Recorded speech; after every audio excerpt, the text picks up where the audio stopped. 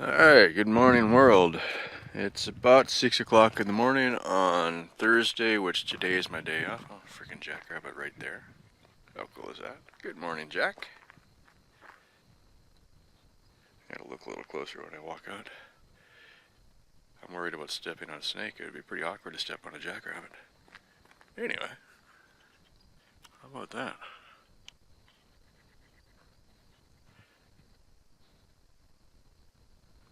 That's pretty.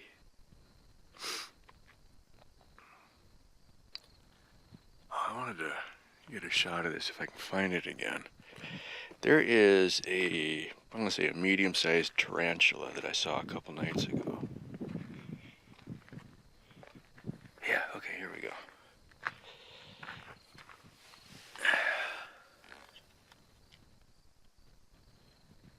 Right in the middle of the frame, there's a hole.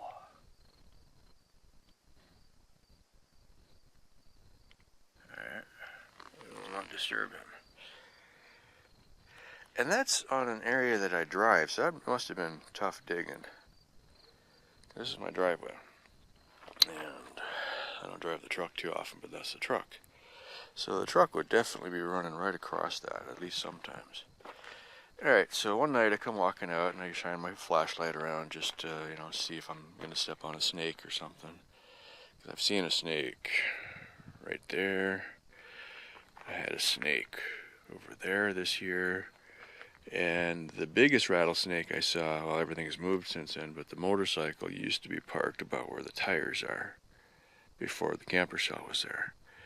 And I got home one day with the truck, and I'm carrying my groceries, and I look over, and right underneath the motorcycle, so right under here, great big rattlesnake. I mean, he had to be 5 or 6 feet long and huge, right? Large teeth and fangs. He's just sleeping there, right? Warming up in the morning. And I'm like, okay, I must have walked right past him the first time and didn't even see him, because I made 2 trips of groceries. Anyway, so he eventually just kind of cruised off. There wasn't a windbreak here then, so he just went off into the bush. And I did get a little bit of video of him, so I keep saying to him, I honestly don't know how to check the sex on a snake, and I'm not willing to find out, really. But yeah, it's a good day. So, oh yeah, the snake, the spider. So I walked out and saw him with a flashlight, and here's a tarantula. So I'm like, okay. I walk over. I'm just going to shine my light on him to see if I can see any markings or get an idea of the color. This one mostly black. So I've heard some of the ones, if they got a cinnamon color, they might be poisonous. Most of the tarantulas, I don't think, are poisonous. They just bite you. But they don't, they're not poisonous, I don't think. Not really sure. So I got closer to him with the flashlight, and all of a sudden he just disappeared. And I'm like, that's kind of cool. He's got like interdimensional time travel or something. And then I realized there was a hole where he had been, so I looked down the hole, and sure enough, here he is, way down inside the hole. And the hole is about the size of a dime, so he must have been a pretty close fit getting in. And I waited for a while, and then he kind of stuck his foot up a little bit, but now I see there's the web across there, so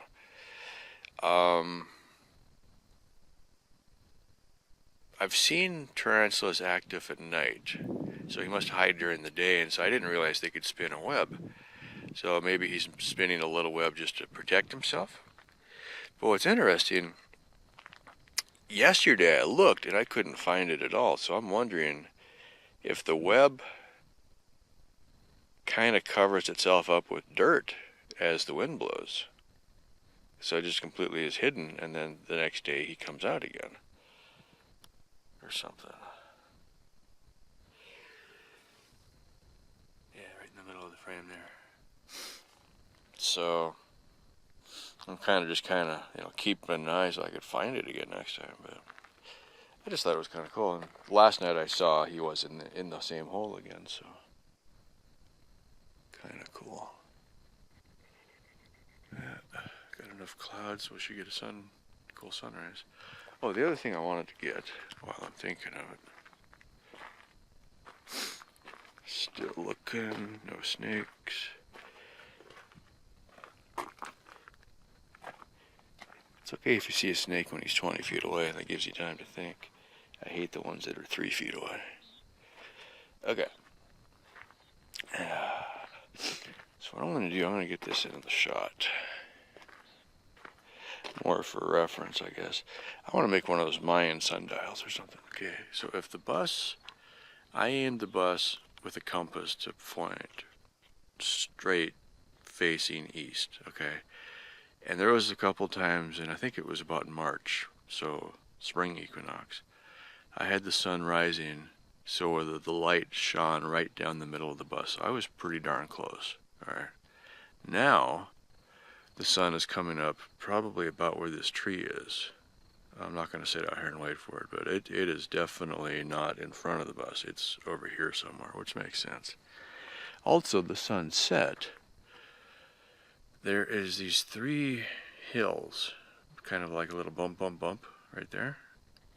That's about west of me, more or less. And the sunset is over to here now. So as we get closer to June 21st, today's the 7th, should be about the maximum, and then it'll start coming over, and then by winter it'll be on this side of us again. All right. That's important because we got solar. Now, these, I still need to adjust them for summer. They're still in their spring position, so I got to come up a little bit. What I do, I just drill the holes, and I'll move the panels up, and then I'll drill one more hole. Well, I got the line drawn for 82. So these are way off. I'm going to try to pay attention today since I'm off. I want to see how high the sun really is, because 82 seems way too flat. But that might be right. So if they're more perpendicular to the sun, they just get more sun. It just works better. So, but the other thing is, if these things are aligned so that they're facing south, so this line here is due east, the sun is actually coming up behind the panels, but then as it comes up, by 10 o'clock we're getting pretty good sun. You only get about 4 hours of peak sun, really. You get 6 hours of pretty good sun, and you get 8 hours of something. That's kind of how it works out. But you don't get very much. But a project that I'm considering, and there's a lot of projects that I consider and talk about, and 2 or 3 that get done usually, but if you can put the panels on a tracker, so basically it would be a 1 or 2 axis movable platform that follows the sun. You add complexity, you add moving parts, and you actually use some of the power just to power the motor that follows the sun. But then the panel is aimed right at the sun for more of the day. So if you had the panel facing where the sun comes up, you would get sun on the panel right away. Now the sun, when it's just coming over the hill, it's a low angle, it's going through a lot more atmosphere than it is if it's going straight up. Just deal with that. But so it's not getting full sun the first hour of the morning, even if you're aimed right at it. But it would get a lot more sun than it is now because the sun is behind the panel. All right. So you'd get some more sun out of it. Most people that have solar panels just bolt them to the roof and leave them. They don't change the angle. They just, okay, it's good enough. And, if you look at it that way, yeah, it's better than nothing. So even if you're only getting 30% efficiency, before you had the panels, you had 0% efficiency. So you're getting something, right? And if I didn't adjust these, if I just left them at some point all year long, I'd get something. So if you tweak them every few months, it's just a little bit better. All right, that's not a bad way to look at things, really.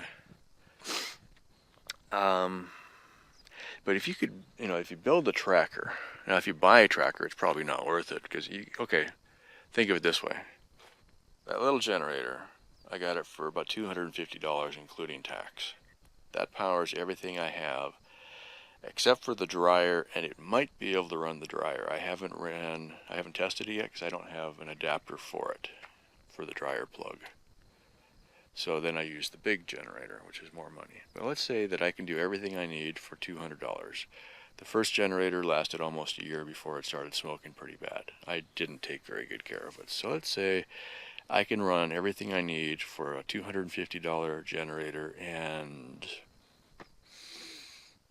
maybe $5 a week for gas. I don't know if that's really, let's say $10 a week for gas. This is pretty efficient, and I don't run continuously. And that's the other thing. Out here, one, I work, so I'm not here all the time. Two, if I do something outside, I don't need power. You know, if I'm digging a hole or building any of my random, contraptions like the water manifold, which then will have water tanks.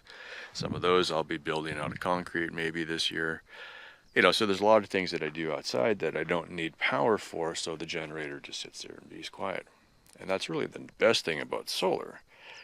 If I'm doing something outside, I'm not using power, but these are still collecting power. So then in the evening or in the middle of the day, if I want to take a break and play on the computer, I've got power in the batteries. All right. But I figured it out. I'm somewhere around $1,000 right now. So between 3 kits of Harbor Freight panels and 4 big batteries from Walmart, the 3 kits are about $150 a piece. That's about $450. The batteries, about $110 a piece, so that's 4 of those, so $440 plus $450 plus the wood and the wiring and a couple other things. So let's just say $1,000. Okay. So $1,000 worth of solar lets me not run the generator very often. I go days sometimes without starting the generator. Okay. So that means I'm not spending money on gas and I'm not wearing out the generator nearly as much. I think this generator is going to last a lot longer because I have the solar panel, so I don't run this all the time. Okay, so that's good.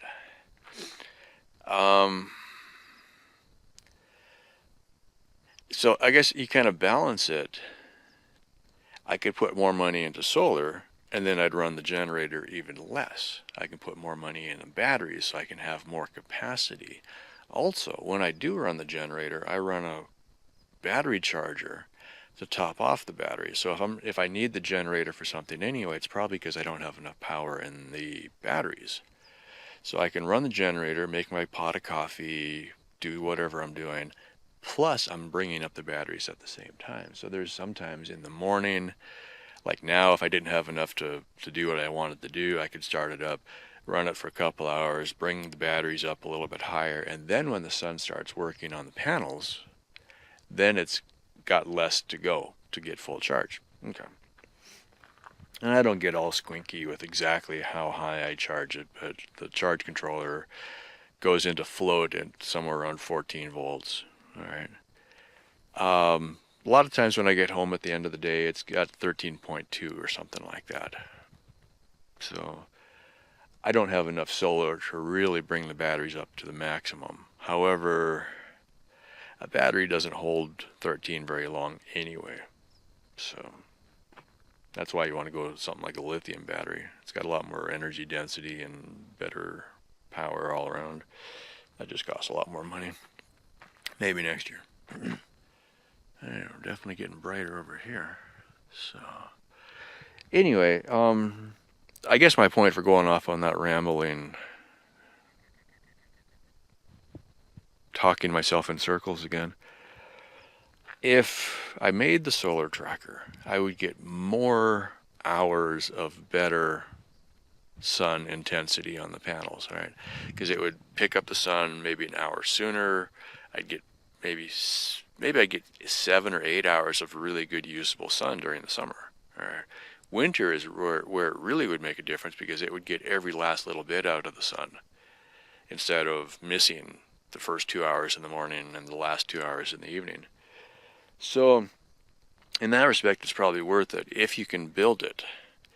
If you had to buy it and pay somebody to install it, that's a hard sell because you just don't get that much power for the money. If you had really big panels, yeah, it probably would be worth doing it. But if you had a large need for power, it's hard to beat the generator. A couple $100 and you just put in 5 gallons of gas every now and then and you just run it. That puts out 4,000 watts, or I think 4,000 peak. I think it's 3,200 continuous. Well, this puts out 300, right? So you need a lot of this to equal how much that can put out continuously. Where this makes sense on the solar is these things are sitting there quietly capturing sun and putting them in a battery, and then the battery can run the inverter, and the inverter can put out 1,000 watts for a shorter period of time. But if I only need to run a laptop that needs 300 watts, I can make a pot of coffee. I think that little coffee maker, I forget, it's less than 1,000 watts. It's pretty low. I think it was 600. I had a video on that, and I had talked about that for a while. And it's only 4 cups, so, I make a pot of coffee. It doesn't make a big hit on the batteries. So first thing in the morning, I make myself a fresh pot, drink my coffee, eat my oatmeal, which I heat up on the propane stove, and that's another thing. Something like propane is very cheap for heating, cooking and heating for a heater. So don't run a solar system to run an electric heater. That's probably not a good use of solar. So, and there they are, quietly waiting for the sun. It's getting a little bit because the lights are on already. These little blue lights come on when they start to see the sun, which is interesting. They can't be very much because the sun isn't even up yet. But if I shine my flashlight on them at night, the light will flicker on. So it sees, it's not usable power, but it sees something, which at least then you know that it's alive. But anywho, I guess that would be the it. I think what I want to do the next time I see a super good deal on these panels, buy one more kit and build maybe even not add the motor yet, but build a rack that I can move, so put it on a pivot. And I want to do 2 axes. So the first axis follows the sun from left to right. The second axis follows the sun up and down. Now, on these, I follow the sun up and down by drilling a new hole and moving it 3 or 4 times a year. All right, 4 times a year. And then I just leave it at what should be the best time, because you think about, get it the best angle for solar noon. So that doesn't really follow at 12 o'clock because of daylight savings time, but there's a point where the sun is at the best, and that would be when it pretty much crosses the south line. So you figure out the angle of where the sun should be then, and that's the best you're going to get. So then you set your angle to get the best there, and then you got basically 2 hours before that, 2 hours after that is your 4 hours of peak sun, and everything after that and before that is starting to go east or west, and your angle is less. Okay, so it's not good.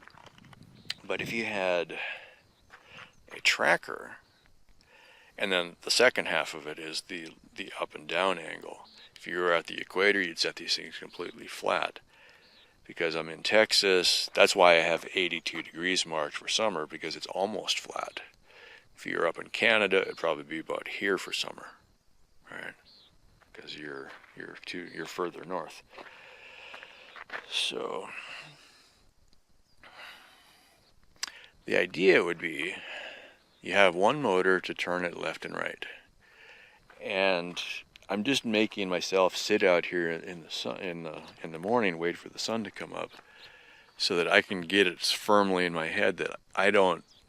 At first I was like, okay, I'll make a tracker that'll follow from east towards south towards west, so 180 degrees, right? Well, I started watching because before I had solar panels, I didn't really worry so much about exactly where the sun come up. It was over there somewhere. And I was aware. I used to be a science geek, so I am aware that it moves, during the year. It's not in the same spot where it comes up. But I didn't pay that much attention until I started thinking about making my solar tracker. And then I'm like, oh, so if I just have it come up and aim east, I'm still, like 20, 30 degrees off, something like that. I haven't yet marked it. That's another project I'd like to do maybe sometime this year for next year. I want to make kind of a Mayan sundial or something like that. So at the equinoxes, put a peg in the ground and have another peg. This is where it comes up on June 21st. This is where it comes up on March 21st, and also, what's the other one? September, right? And then December 21st or whatever, it'll be over there somewhere, so it'll come up here once, here will be twice for March and September, and over here somewhere is December, right? And that's kind of how they did it. They were like, okay, this is, they figured it out that this is when it was happening. I don't know if they had an exact day, but, they could tell the farmers, okay, this is spring, so get ready to start planting, right? Because this is the best it's going to be. And so when the two lines, so the sun comes up and the sun comes right down the line. Okay, if it's exactly on the line, okay, that's spring, let's start planting now. That's kind of how it started. And then they got more and more refined after that. But there's definitely a bright spot there. Just about there. Cool. So when I build my tracker, I guess, my takeaway from this is I got to make sure that it can go not just due east, but further towards the north. All right, so it's got to be able to go from here. So, it'd be like, if this is 0, this is minus 30. And then I go through 90 degrees, 180 degrees, and then another 30. So that's how we got to 180 to 10 plus minus 30, so I need about 240 degrees, something like that. And your results might be different, but it's just something to think about. Plus, you want to give yourself a little bit of wiggle room. Now, after June 21st, it's going to start going back this way again. So I don't need to go very much further this way. There's no reason to. But if I give myself another 5 or 10 degrees of wiggle room just because, I just know I never have to point my panels north, because the sun is never going to be on that side. It's always going to be this way, right? And then, so that's left and right, and then up and down. It may not be worth adding a motor for up and down. Okay, you see the sun just about to come up there, right? Except, like right now, the sun is just coming over the horizon, like just about to happen. Yeah, we can start to see the bushes glow. So the panels would want to be almost vertical to catch as much sun as they could. And then as it comes up, we want the panels to go from vertical towards horizontal to follow the sun and stay as flat as it can as the sun goes up. So maybe it would make sense for them to track vertically during the day. It would get more and more sun. Maybe not do it completely flat in the morning, but get something. If you've ever paid attention to the International Space Station, their panels, because they're orbiting several times a day, their panels are constantly moving. So that's a pretty complex situation for them. I mean, obviously the computer tells it where to go, but